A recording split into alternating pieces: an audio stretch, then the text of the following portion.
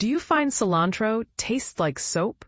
You're not alone, and it turns out it's in your DNA.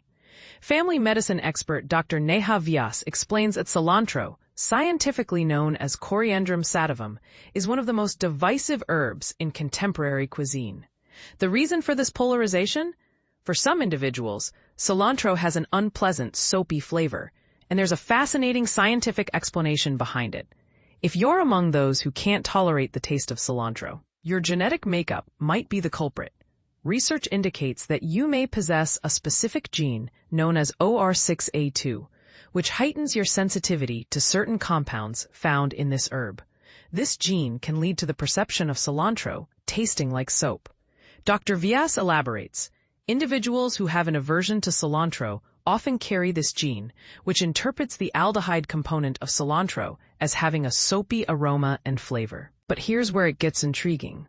While your genetic predisposition plays a significant role in how you perceive cilantro, it's not set in stone.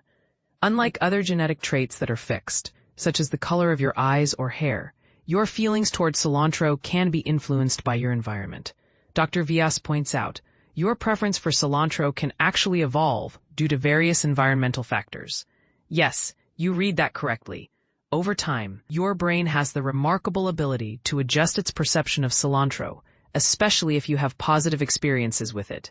This means that if you gradually expose yourself to cilantro in enjoyable dishes, your brain might just learn to appreciate it more. So what do you think? Is it possible to change your taste buds through experience? Or you believe that some flavors are simply too ingrained in our genetics to overcome? Share your thoughts in the comments below.